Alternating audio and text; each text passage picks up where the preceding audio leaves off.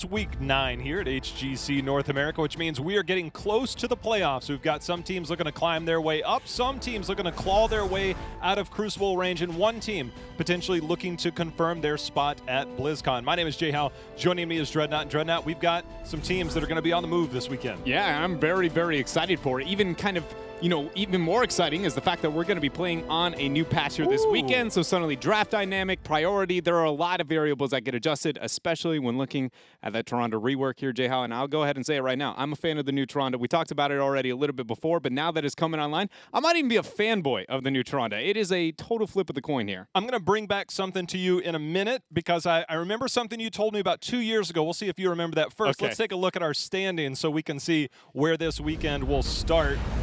As I said, there are several teams looking to climb. Team Freedom, most notably, they're one of the teams playing today. Dreadnought, it's a crucial weekend for them to keep their spot there, potentially climb up. Octalis, as we know, they're still on the move. That Team 1 is Heroes Hearth.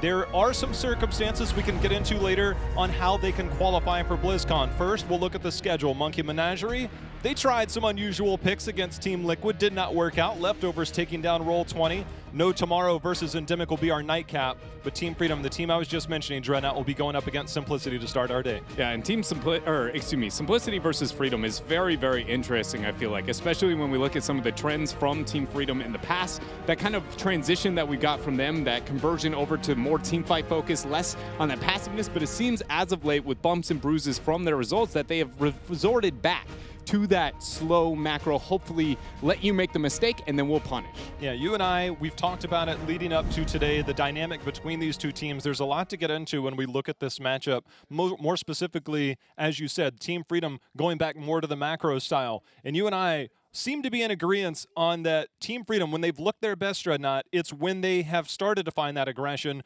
towards the later part of Part 1 of Phase 2 into the Western Clash. Those two games against LFM seem to be a thorn in their side, mentally almost, on their play style. They have a hero or player like Lutano, who is a stud in the making right now in HGC North America. They need to potentially play around that. You've got some thoughts on that. But for Team Freedom, Dreadnought, they're going up against a team like Simplicity that likes to fight. Yeah, it's actually really interesting. First off, when looking towards the, with Lutano and the kind of room that they end up giving him and the performance that he has when he does have breathing room in a team fight, it feels like he is very much a standout here. And so because of that, I actually want to see, especially today, looking at their performance, whether or not we're going to see like things like Collusion put higher priority on heal targets, like onto the Lutano to make sure that he's going to be the one able to carry in those type of team fights. But as you said, the team fighting approach for Simplicity, that has absolutely been a win condition for them at any point, no matter who they're playing against. So if you're Team Freedom, that question of should we go back to the team fighting gets a little bit more wild here, because you go, wait a minute, that's the only way I think Simplicity stands a chance against me, so I probably should play the macro game. It's going to be fun to see how this matchup goes. It's two very different teams. And speaking of the two very different teams, we heard from the team of Simplicity as well as Yoda from Team Freedom on their thoughts on this matchup.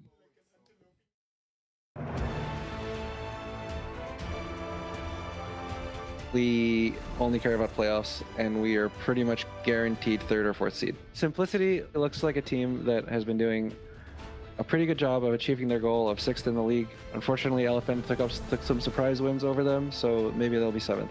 Our team has a pretty bad track record of getting caught unawares in the first couple games of a series, and it is an away series, so I think it's possible we may drop a couple games to them, but I'm expecting a victory after that. Whoever we play against, we're going to treat it like they're the best team, and we're going to prepare hard for them and just not underestimate anybody. It definitely feels like we're an underdog team, and lots of people don't think we're going to do too well, so that's just drive and hunger that makes us play more, so I just can't wait to play. I think if we're playing our best and we don't get outsmarted and they're coming in not knowing much about our plans and we end up just getting what we want, even into what they want, I think it'll be a really even set. I think it'll go to 5 games, and honestly, I think it can go either way, but I'll take it.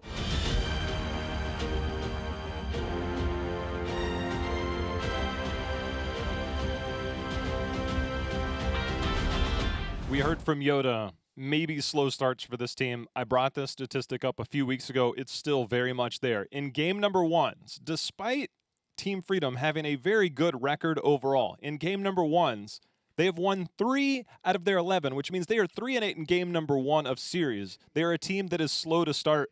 Against a team like Simplicity, they seem to be a team that relies on team fighting, which can create emotion, which can create momentum for a team like that. And I think that word momentum, that means a lot when looking at Simplicity. They have always been a team that can ride that momentum pretty effectively, and that team fighting playstyle, when they get bits and pieces of it, I think we even saw last week from their performance. Once they got moments, glimpses of hope, they really can kind of snowball that into suddenly you're like, wait a minute, can Simplicity really end up taking these games? And I feel like that question will suddenly become series, especially when we look at Simplicity as a team overall.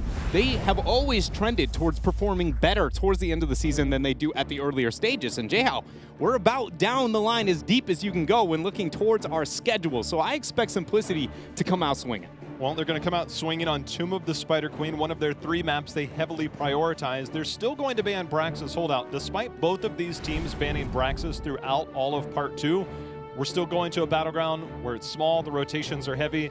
Dreadnought, it was 2, maybe 3 years ago at this point, probably closer to 2.5. Tyrande was part of the stun meta back then, and was with a hero that used to give him the hammer, and it was the Muradin.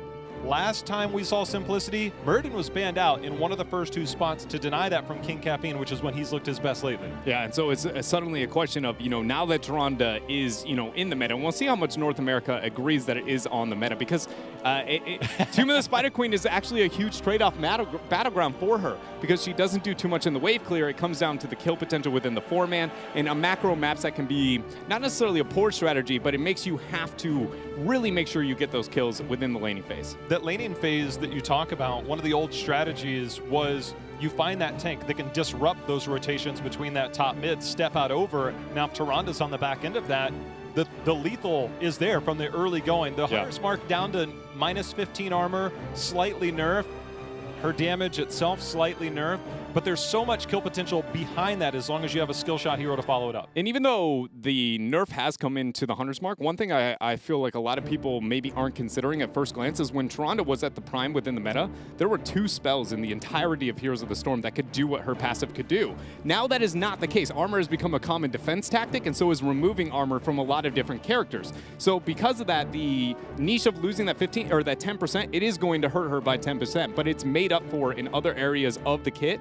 You could also argue it's made up for not because the armor is being provided, but I do think there's ways to help compensate for that lethality that you're talking about. We heard from Mopsio at the end of the EU broadcast, and if you missed that, he talked about some of the strengths of Tyrande and how Tyrande was a major impact during EU. That level 1 talent, her level 4 talents got moved to level 1. Oh, man. Almost a full cleanse, and you have 2 charges of your Q now. You're almost a walking cleanse machine. Yeah. And locking down anybody, we saw a lot of Tyrande. I believe Tyrande was undefeated in Korea this morning. I'd have to double check those numbers. Did very well in Europe. And then everybody's like, all right, we can't do this anymore. I think she was undefeated. There was some travel time of us coming to the studio, but they just started banning out Tyrande. That's how strong this hero is potentially for a lot of these teams, which we've seen Deckard lately. He was that OP support, still is very strong, but it seems Tyrande might be a little higher up in that hierarchy. As long as she has the opportunity to auto-attack, she sits in a position that she has some of the highest supporting capability, a healing output, just raw healing output, has a ranged CC that is very useful, that doesn't risk her individual positioning to make sure that she can get the follow-up, unlike a lot of supports. That's one thing Deckard does, pretty well, is that follow-up CC to the initiation, but again, it kind of risks a little bit more from him, and he doesn't provide nearly as much into that early game kill potential. You get hit with a Lunar Flare, Hunter's Mark, you're going, I'm probably dead, unless you're a Johanna or something with an iron skin. Yeah, we are on the Mephisto patch, but Mephisto's still not allowed. Not sure. I imagine he'll be here next week. We don't have confirmation on that, but rest assured, when Mephisto gets played, me and Dreadnought have had some conversations about Mephisto. He thinks Mephisto is pretty OP. His W, the Lightning Nova, is pretty insane. Yeah. You think it translates as well to competitive play? I don't think it translates as well to competitive play. I think it's actually the opposite. I actually think the one element that a lot of people in solo queue think is maybe tolerable comparative to the W, I think it's as heroic. Having the opportunity to reveal and slow everyone with an inevitable hit, forcing you to use a gap closer or, a major cooldown to be able to dodge out of that damage, drastically aids competitive play, even more so with the information gained. You constantly hear me and Jayhow up here talking about your mini-map. that guy gets to just straight up reveal absolutely everybody. Imagine if, Shadowstock went back to the real old school total reveal, even at 10, it would be the equivalent of that. Well, Tyrande definitely brings a lot of changes. And Dreadnought, what I was going to bring to you was, I remember, that was still early in the scene. You had been around a while. You had played for quite some time. And I remember you talked about Tyrande. Sometimes she's there, sometimes she's not. And what you said at the time, I think is very much true now. You said to me, if you buff one part of her kit, the rest of it's broken. And right now, the healing is buffed. The auto attack damage slightly nerfed, but that's not really the kit. That's just damage in terms of the auto attack. You can buff that up. They've buffed the healing quite significantly with that extra charge. She's definitely where you were at that time, 2 years ago, hypothesizing if she ever gets changed, this is what it would look like, and this is when she comes back in the meta. I think they hit that. They did. They definitely, when it came to the raw healing, I think that's the biggest thing about her, is that she was originally that support that didn't even support necessarily as well as Tassadar. It was far more aggressive, far more offensive than that Tassadar supporting. And so it got to the trade-off that your long-range supporting didn't usually trade off to the late game, to where you're like, wow, I need this healing to make up for this. I can't have that one-shot, one-kill like I had within the laning phase. And it does make up for a lot of that. I think there are trade-offs still to her as a character. By no means do I look at her as this flawless support that is untouchable, due to she is a little bit vulnerable when it comes to blinds. We talked about that, but then just raw crowd control in general, she is still very susceptible too. Well, I know you guys love to hear us talk about Tyrande. Unfortunately, we're waiting for a player right now. Have a minor issue. We're going to go to a quick commercial break for now. When we get back, we'll hopefully be able to break down more of that and have some action coming your way. Stay tuned. We'll be right in just a moment.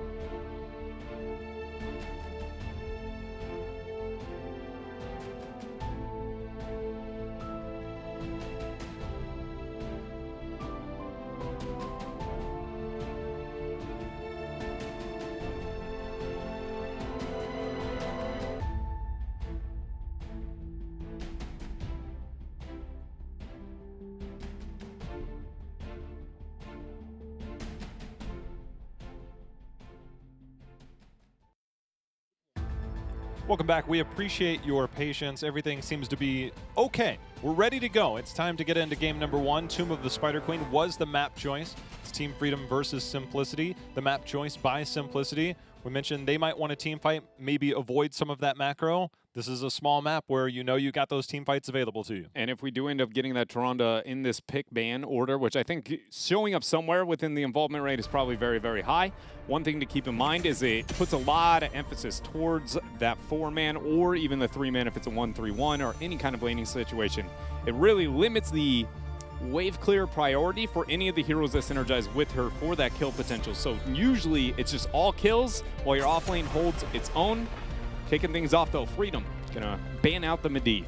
Let's talk about some of the other heroes. If Tyrande comes in, that means other heroes are let through. Diablo has been very much banned by Simplicity in a lot of games. If Muradin gets banned, as we see the Sergeant Hammer ban, making sure Hosty or K1 Pro, depending, doesn't get that. Garrosh has at times been the backup. We've seen Tyrael as of late for King Caffeine, but this is a Garrosh battleground where it makes it easier to have more opportunities as a Garrosh, something that King Caffeine has played in the past, just not so much as of late. And something that we've already touched up on a little bit too within this meta itself is the buffing of Tyrande to me only makes, as that's first pick Tyrande, it makes Johanna a far better warrior. Not only because the Iron Skin capabilities to deal with Tyrande and the kill potential in the 4, the counter of the wave clear, and the blind. It is legitimately across the board a hard counter to Tyrande. So I would like to see some more emphasis into that. I don't know if the Johanna needs to be prioritized over, for instance, the Muradin in this situation with the Diablo banned out, but it's something that with time, I expect to rise in priority.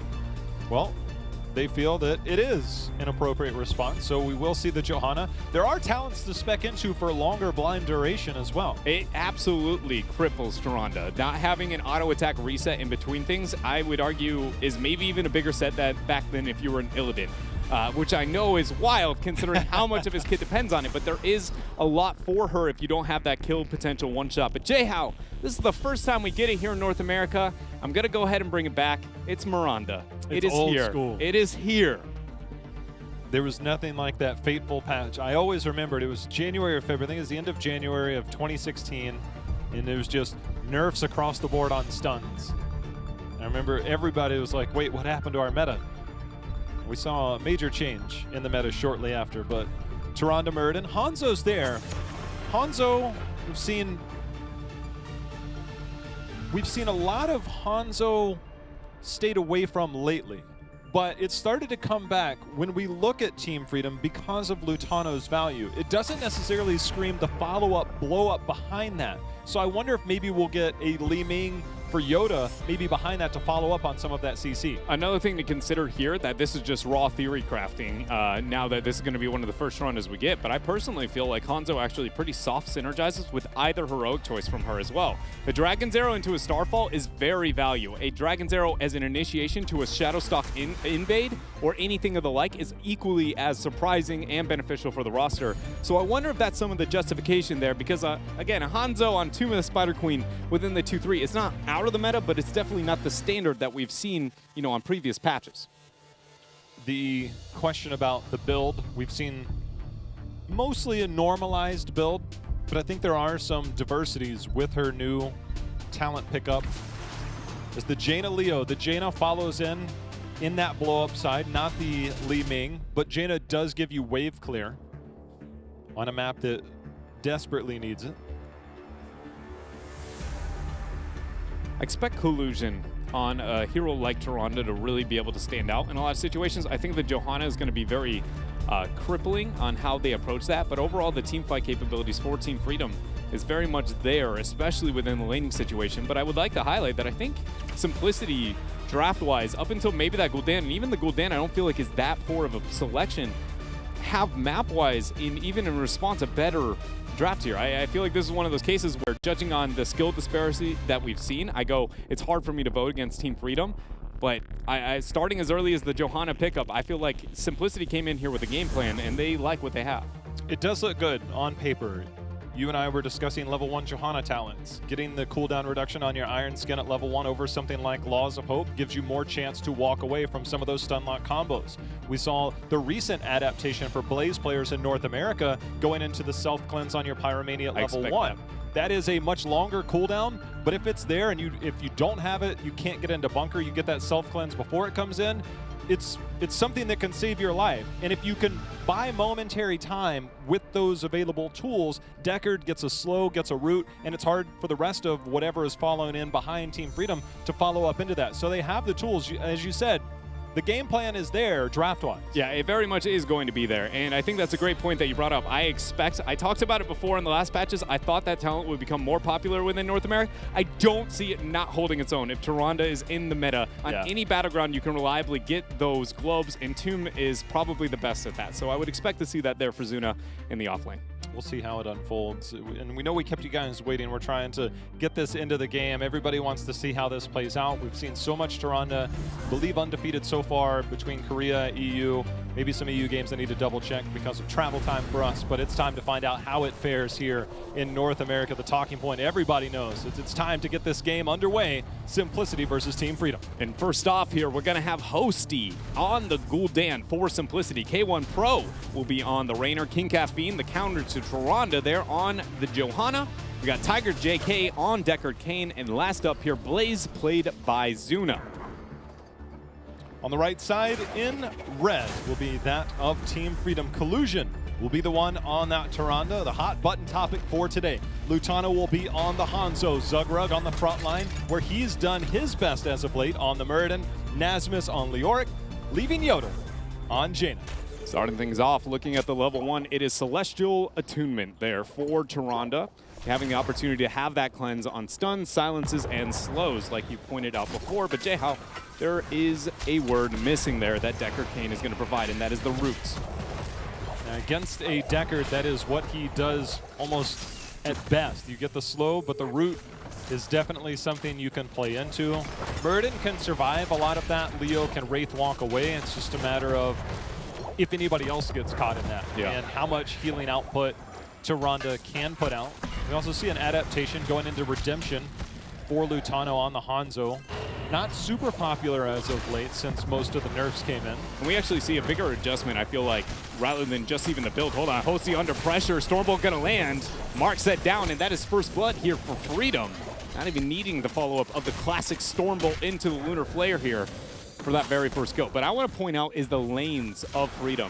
I talked about how a lot of the synergies out of Tyrande and the way she has to play lanes, how difficult that can be. They addressed that early on, and rather than going toe-to-toe, trying to kill into the Johanna, like I was talking about, why she's such a big counter here is Nasmus going to get locked down by that root. That's all she wrote there when it comes to that kill potential. But it is just the Tyrande within the lanes, they gave up the laning pressure for Lutano to get lane pressure on bottom, and that forced Simplicity to be behind on the first wave, though we already talked about it. They dominate when it comes to the wave clear.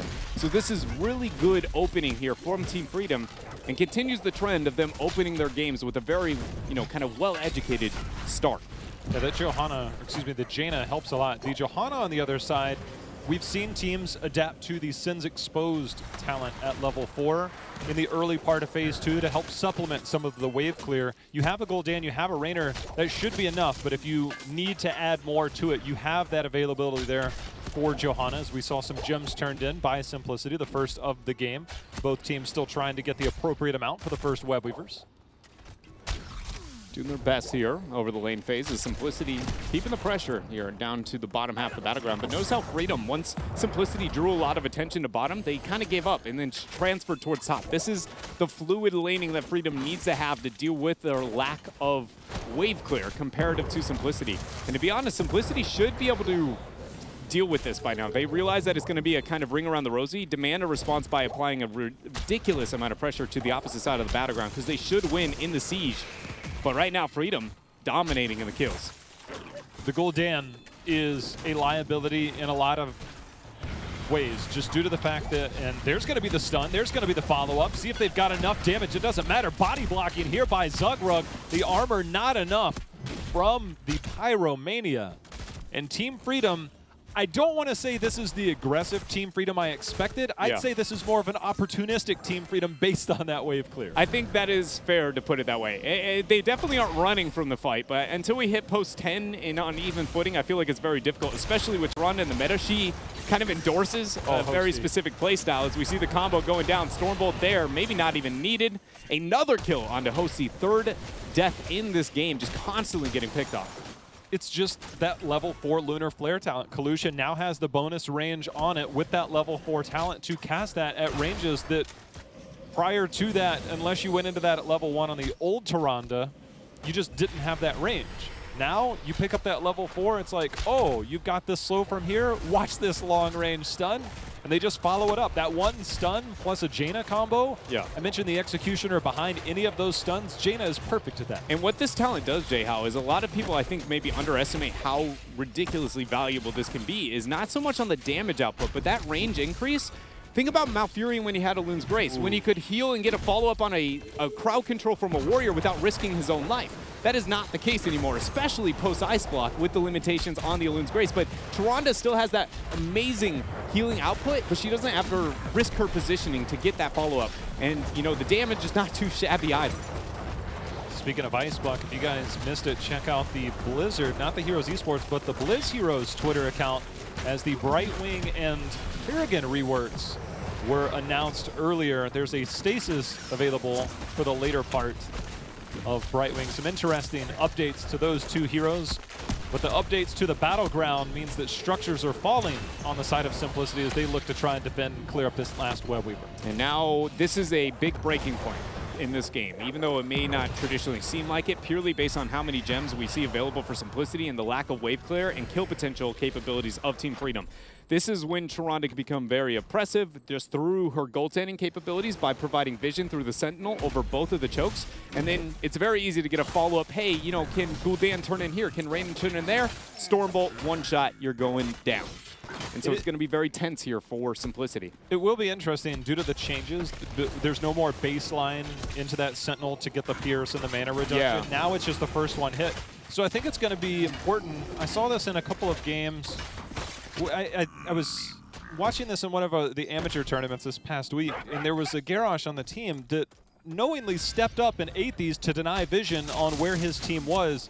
I think those are plays that we'll see with proper anchoring and understanding the angles that we'll see teams try and eat those to deny vision. And it gets even kind of more amplified because she doesn't have the opportunity to move into the Pierce until later. It's going to kind of endorse that channel, pre-move channel technique so that the Owl actually gets a whiff and you can get those turn-ins earlier a lot more often.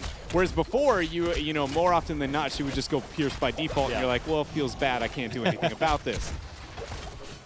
Right now, Team Freedom nearing level 10 Simplicity. You can already see them start to retreat, trying to get the dismount. It's King Caffeine. There's the stun.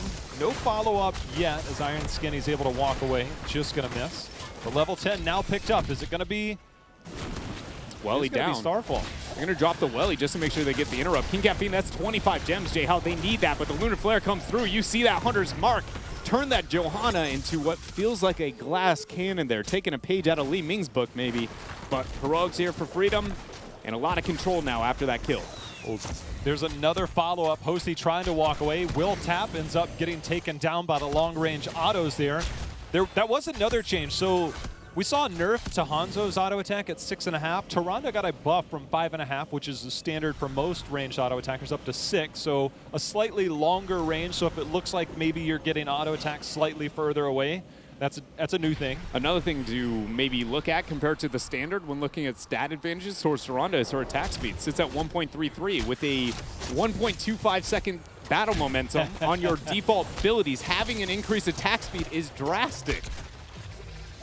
Well, the other thing is there was the question of Shadowstalk versus Starfall. If you get the lockdown Starfall, every time you do damage is when you also get, so you get the auto attack, but every time you do damage with abilities, you get a cooldown reduction on your healing ability. Starfall can proc that as long as it's hitting multiple targets. If you're the enemy team, you want to walk away from it, not to take damage, but also to deny healing. But with the slow, the lockdown that we've seen from between the Water Elemental and the Entomb, it will keep you in place and potentially multiple members in place. We're about to watch that combo, I feel like, in a couple of seconds here. Now that we got the Dragon's Arrow back online, Webweaver on mid, this is the moment where Team Freedom want to use that Starfall Dragon's Arrow initiation, getting the anchor within this choke. If Simplicity moved through, you know Lutana would have just pulled the trigger there. Middle Webweaver still being alive. Blaze actually going down due to Nasmus and Yoda, and a lot more gems on the ground. This is going from, you know, bad to worse for Simplicity here. Lutano continuing to trade out there with the Rainer. Tiger JK sitting there on Deckard, keeping K1 Pro healed up. Raw stun landed.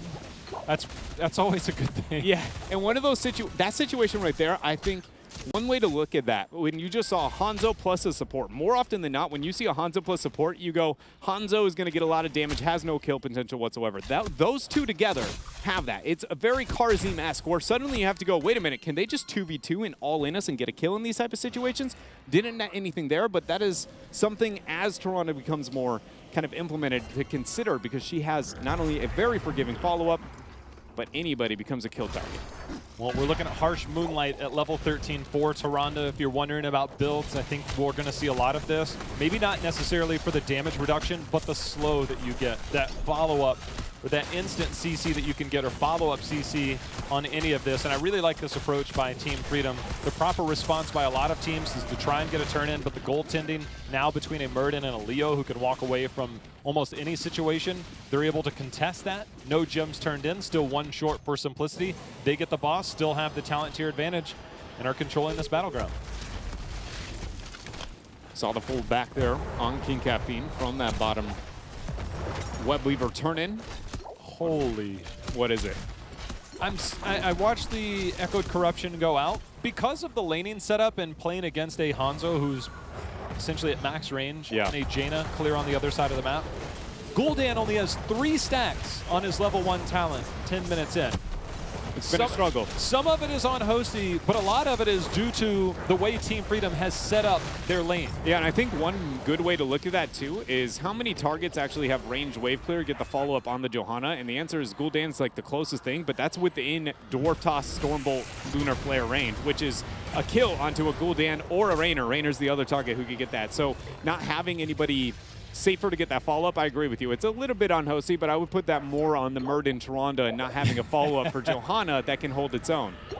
Especially with that level 4 talent with the extra range. It's like, oh, you hit me from over there? Yeah. That already happened once. You don't want it to happen again. And it's only going to get a little bit more difficult in the fact that Harsh Moonlight was the pickup there at 13, so if Gul'dan is end up being hit with that Sentinel, or even just K1 Pro, either one of those targets, the damage output of Simplicity is significantly dampened here as that mid Webweaver is being dealt with. Rotations up towards top.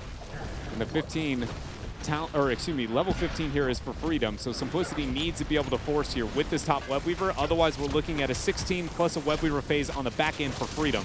There it goes. There's going to be the initial setup. There's going to be the stun follow-up, but down comes the Starfall. Yoda not able to walk away. Bunker is enough to help confirm the kill and a little extra. Zugrug trying to walk away. No interrupt on the Dwarf Toss.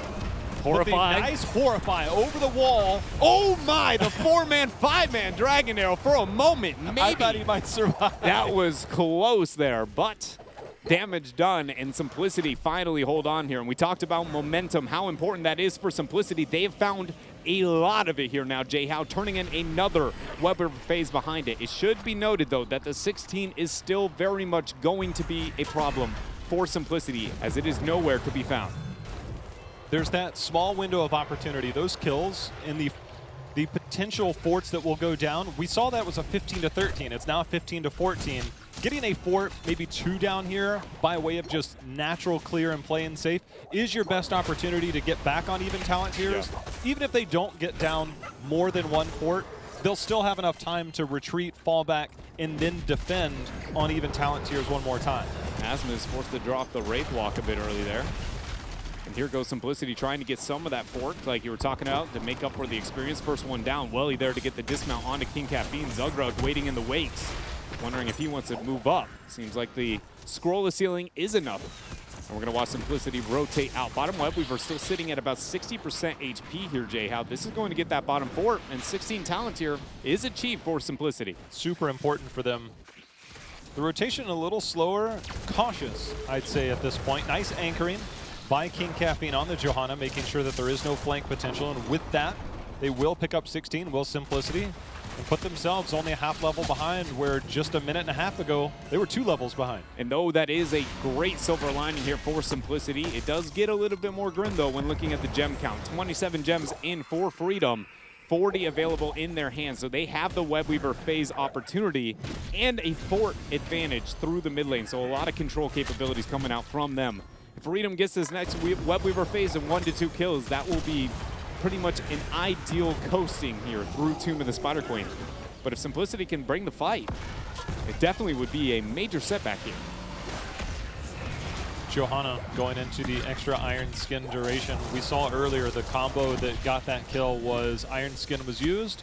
They recognized it was down, did Team Freedom, popped that Water Elemental, tracked it down. There's some value out of that Sentinel.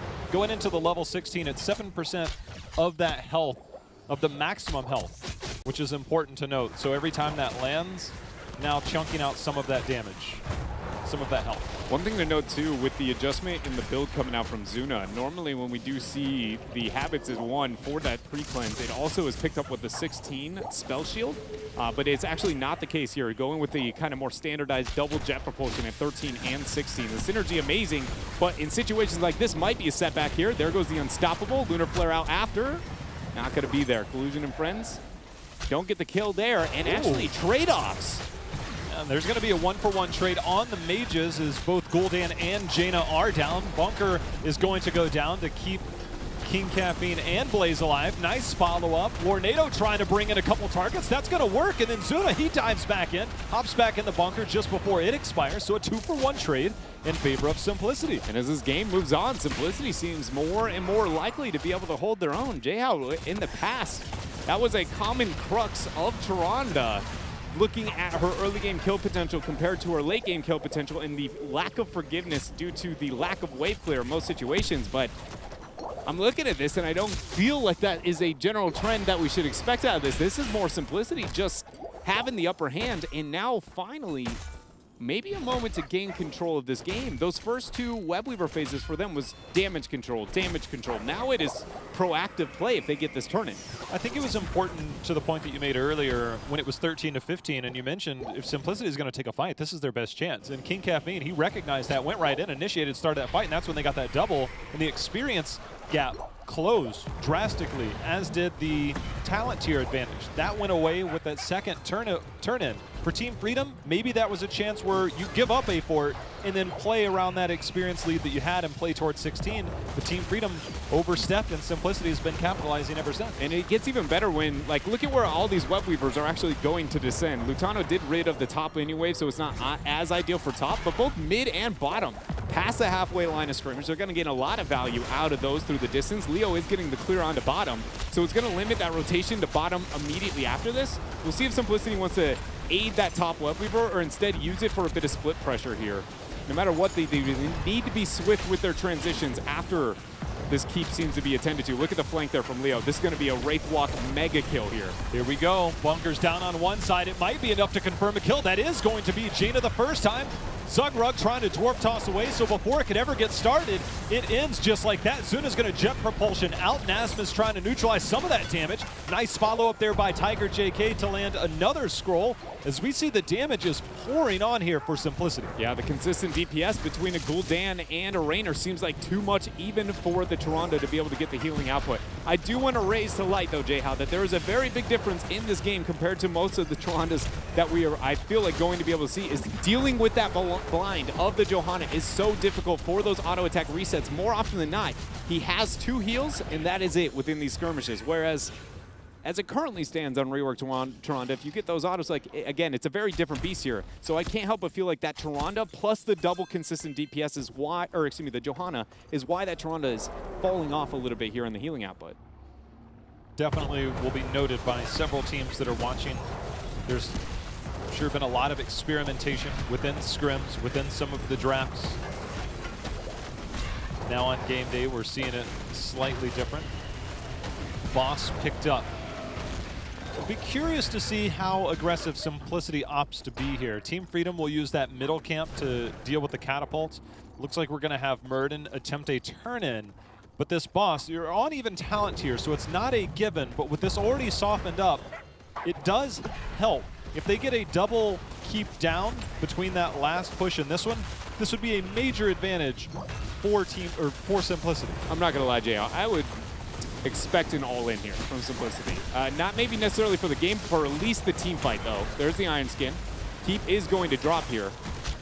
And it looks like they're going to play a little bit safer than I expected. Losing. Not going to drop. Yeah, that's due to Simplicity playing more passive there on the top lane. I expected them to all in, zone off the keep, and then with the keep, then get the back out there, maybe get a couple of kills, hopefully, in an ideal world there. Dragon's Arrow's out, lands onto Raynor. Nasmus comes in with the Wraith Walk. Lunar Flare is going to be ate by that Iron Skin, by King Caffeine. Do we get the Entomb here? Buried Alive is available. Nasmus still looking for somebody. Wraith Walk going to be back up here in a few seconds. Calf is stuck on an island. Entomb, it's pulled. He's blocked in for now, does have Indestructible. We see the bunker trying to buy him time, but goes on the opposite side. Had they got that top keep down, Dreadnought, having one keep down is an advantage. Having two keeps down while all of yours still stand during Web Weavers, every defense from here on out is so much easier. It's not until super late that you even have a chance to push with that. Simplicity, maybe they make a rotation to snipe that.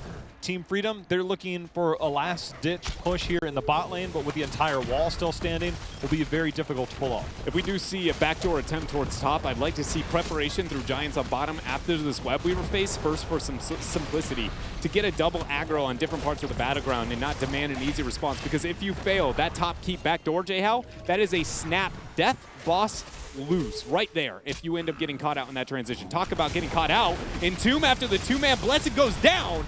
Iron Skin is going to be there, indestructible, but Blaze and Johanna, they were there and now they're gone. Lutano lands that Dragon's Arrow. Horrify going to get dropped there as the Stormbolt ends up going through. K1 Pro stuck, isolated from the rest of the squad. He is next to drop here. Tiger trying to keep himself up. Posey coming in with that damage, does get the kill on Nasmus. Should be enough. But he'll be back. This looks like Team Freedom's able to take this game. Yeah, just like that.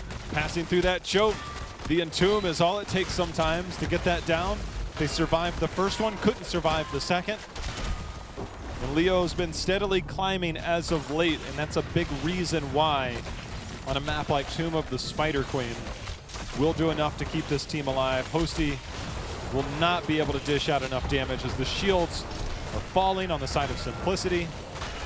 Team Freedom picking up a game #1 win. Not the most common thing for them as Hosty is trying to poke, but to no avail. Team Freedom taking game #1 here on Tomb of the Spider Queen. Gotta give huge props, though, to Simplicity on a battleground like Tomb of the Spider Queen, though it's one they pick a lot. I always say it, team fighting is where this team really seems to stand out. They picked a slower composition. They did best to hold on. They kept the double Web Weaver phase, which is a very, very difficult thing to do at this time. And then it put them in a position to, you know, at least have a win condition available there for a moment. But good job by Team Freedom being able to hold on from moment one. The Johanna pick definitely seemed strategized, calculated. We mentioned the Murden would most likely be a pickup because it is King Caffeine. But he's like, well, if we know they're going to pick Tyrande, we'll go this. So there is some counterplay options that we've seen so far. Just one big play late game for Leo. For the majority of that middle game, Simplicity in that 13 to 15 mark, after that, they controlled so much. I was very impressed with the manner in which they snapped into that. Team Freedom maybe could have conceded that top fort. They thought they were in a safe enough position, but it was a very good flank by King Caffeine. But we need more of that. And you mentioned the early game for Tyrande, the lethal potentials there. We saw it come out in this game.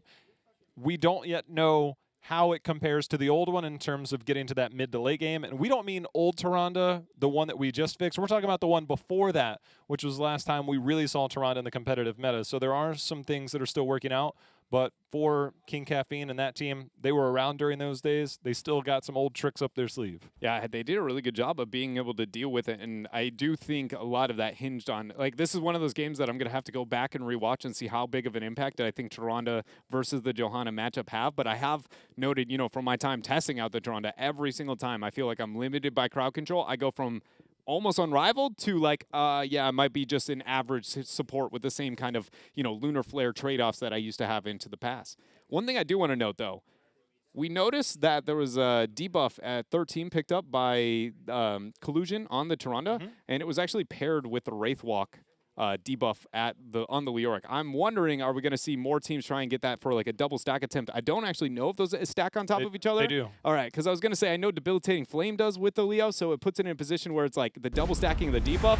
So what I'm trying to say is, for a moment, if you get hit by both of those, you're doing 90% less damage output for 4 seconds.